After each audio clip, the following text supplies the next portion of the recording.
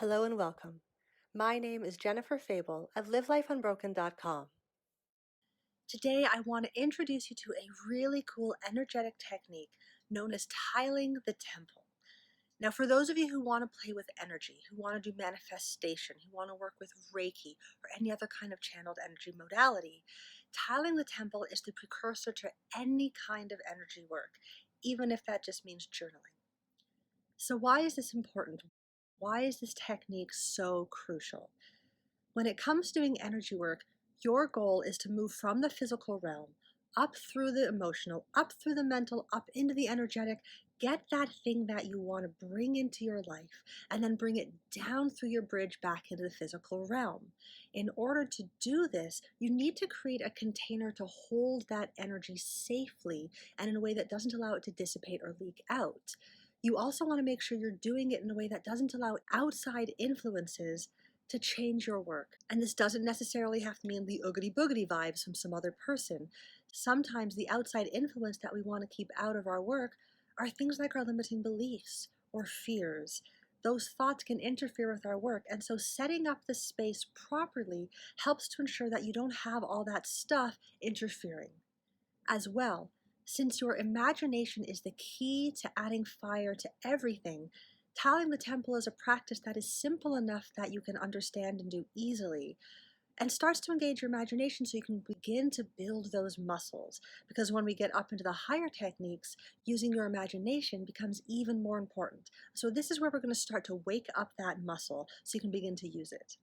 Remember that in esoteric traditions, the entire goal of any kind of energy work is to bring something down from the energetic into your life. If you are familiar with the law of attraction or the movie and the book The Secret, those are talking about manifestation, and that's exactly the same thing. If you want to manifest something in your life, whether that is a new job, a bigger income, more health, love, more happiness, prosperity, whatever you want to attract into your life, you are bringing to you from the energetic realm to you. Because if it was already in the physical, you'd have it. And so it has to start on the level of imagination so that it can become an idea in your head, so that you can energize it with your emotions, so that you can bring it into the physical. It has to come through that bridge, which means we need to make sure we have a container set up to hold that energy as we bring it down, lest it leak all over the place and we lose it. And we want to make sure we're doing it safely without allowing it to be impacted by outside influences. And so tiling the temple is about energetic boundaries. So a reminder, there's the physical realm. This is where you have your physical self and all the things you can experience through your sense of sight, smell, taste, touch, and feel. This is the world we interact with on a daily basis, and is the one that we can touch and interact with. Then, of course, you have your emotional self. This is associated with your unconscious mind. This is the part of you that's picking up on all that data, that's filtering all that information around you through your reticular activating system to create your own unique experience. And remember that if you haven't done work on the emotional level, all that information coming through to you is going to be filtered through your fears, your traumas, and your limiting beliefs. You'll remember that there is a mental realm. This is the one associated with your conscious mind. This is our thinky part, the one that's aware of all the information that has already been filtered. Its only sense of reality is filtered information. And so it's basically making it up as it goes along with its very best guess based on the information that it was able to pick up on after being filtered through your unconscious mind. Then, of course, there's the spiritual realm, the energetic realm, the place of imagination and manifestation and endless quantum possibilities. This is where we get to exist in that quantum field of potentiality that we get to collapse just by observing, just by putting our attention and our intention and focus on it. So tiling the temple is a way to get that stuff out of the energetic realm and bring it down through your bridge in a way that allows you to keep most of that energy intact. Think of it like trying to carry some water in a bucket. The more holes in that bucket, the less water you actually bring down. Tiling the temple ensures that your bucket is solid, and so the maximum amount of that energy gets to you. So I want to remind you that your mental and your emotional realms are the bridge that allows that energy to come through you, through your neurology, and into the physical world. Why is this important? It's important because when you first begin to do these techniques from the energetic realm, the first stop is the mental realm, your thinky, filtered self. And so in the beginning, using this technique is going to be very much a mental exercise because you're going to be thinking about it. You're going to be thinking, okay, what's the next step? What do I have to do? Am I doing it right? Am I doing it wrong?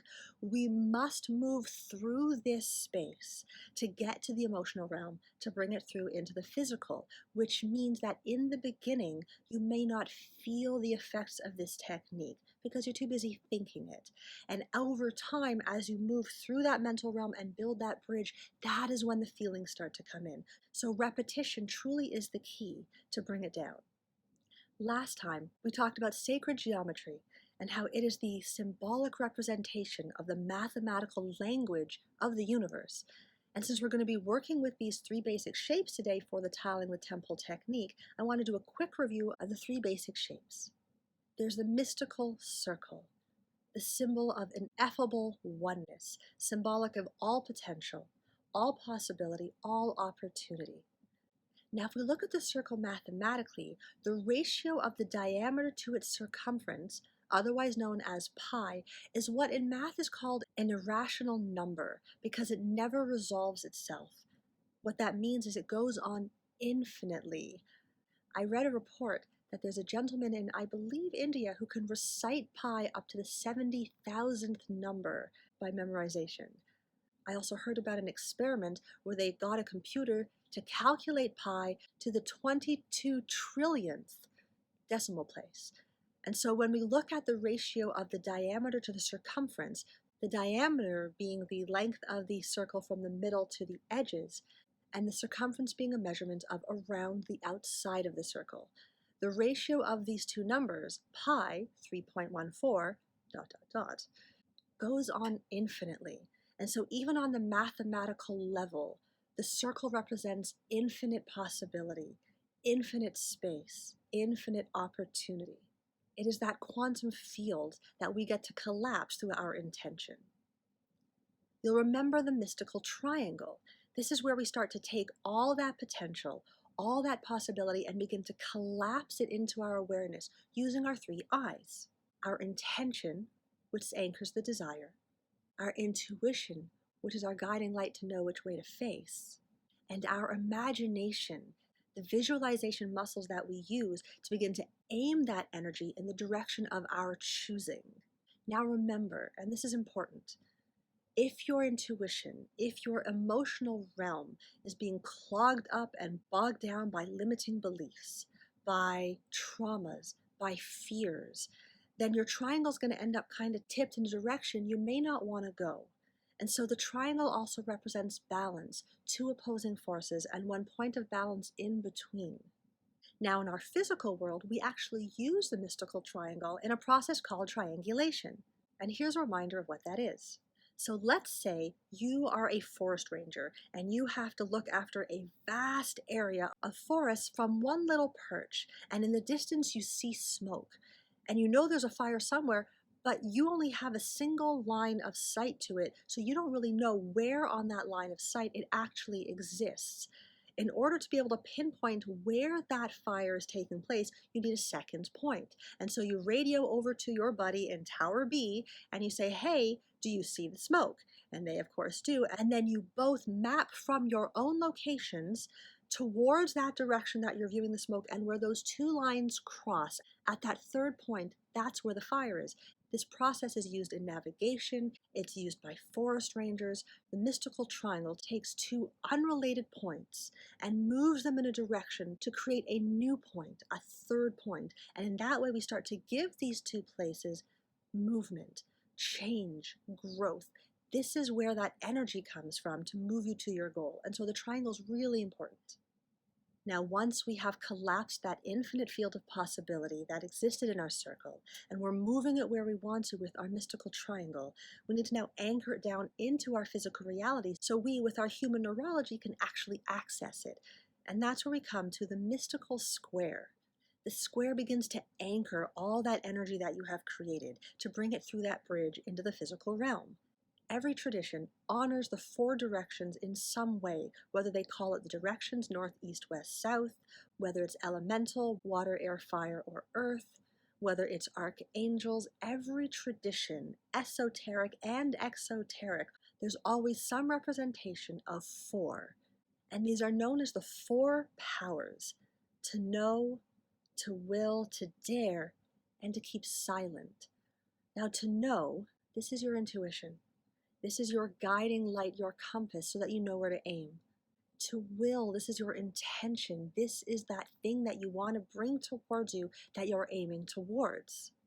And to dare, to have the courage to use your imagination. It is really easy to imagine the worst case scenario, to imagine disaster and catastrophe and humiliation. That's so easy.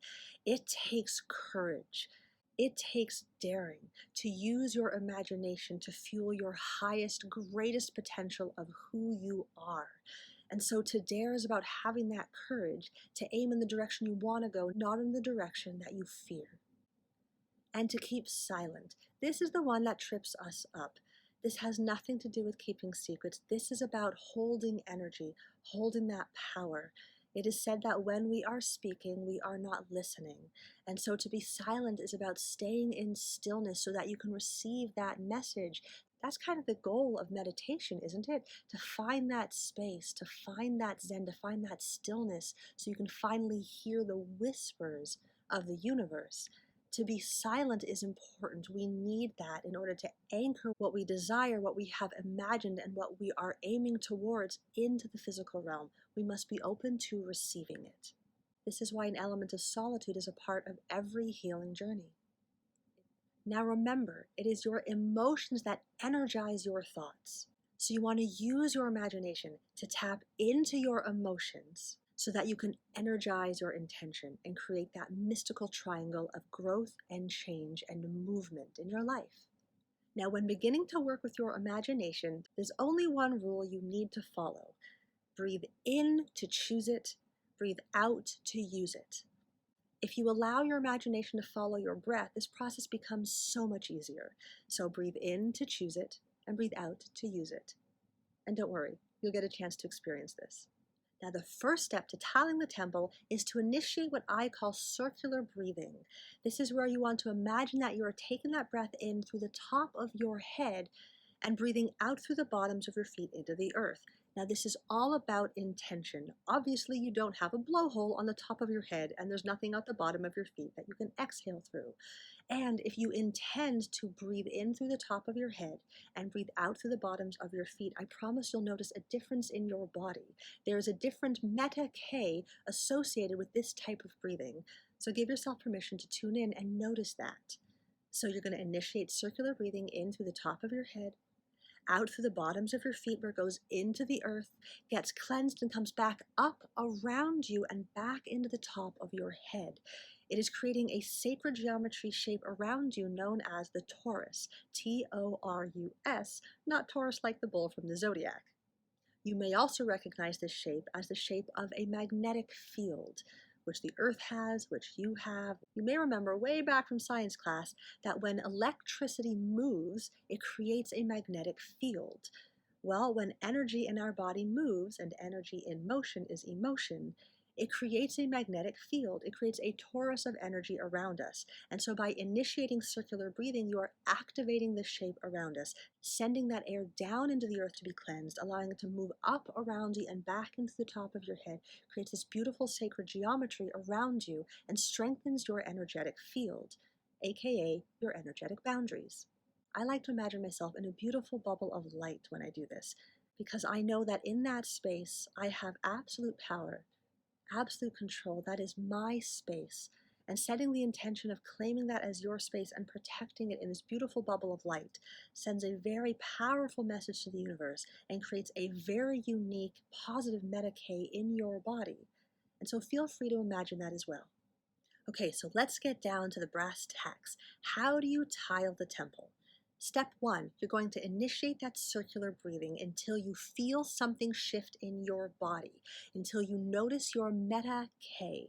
It may be subtle, it may be profound. You might feel tingling, warm, cold, or just a subtle little shift of, I guess I feel different. That's okay. Remember, it has to move through the mental to get into the emotional. So you're going to initiate that circular breathing. Then you're going to allow yourself to notice a blue-white sphere of light just above your head. And this is, of course, where you get to activate your imagination. If you intend to imagine a blue sphere, then you will imagine a blue sphere. That doesn't necessarily mean that you will see it yet. Remember that using your imagination doesn't have to only be a visual process. If I were to say to you, imagine a rose, you may visualize a rose. You may imagine the smell of a rose or the feel of its petals. You may imagine the song The Rose from Bette Midler.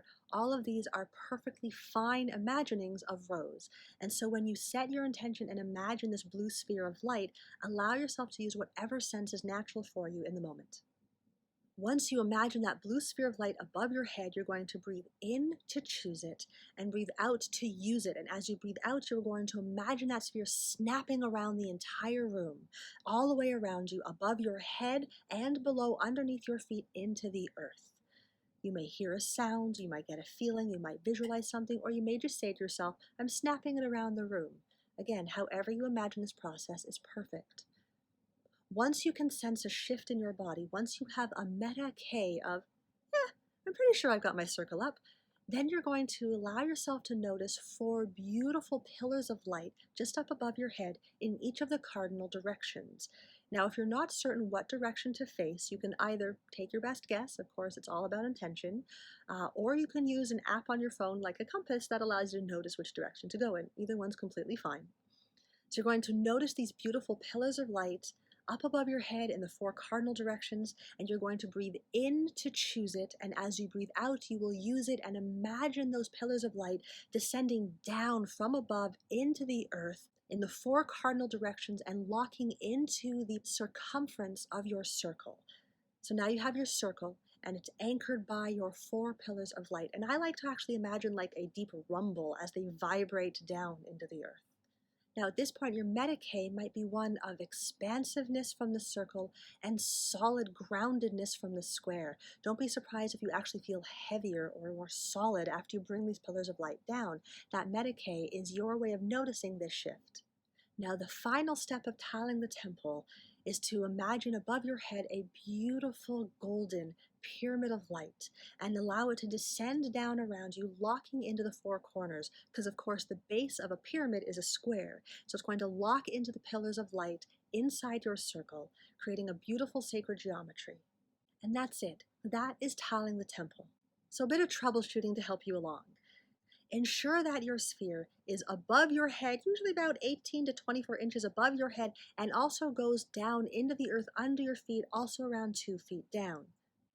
Now, when working with these sacred geometries, you only want to bring down the pyramid of light when you're ready to do the work, as we like to call it, the meditation that you want to do, the candle work that you want to do, the journaling that you want to do, the manifestation, the visualization. Once you bring down that pyramid, you are connected to the energetic realm. So don't be surprised if you notice a shift in your body. A lot of people feel very, very warm or very, very cold once that pyramid is down. And if you're not feeling that yet, that's okay. It just means you're still moving through your mental bridge. If you are working on a book or a new idea or a new project or wanting a new job that you want to manifest or attracting love into your life or anything of that nature, that is what we consider the work.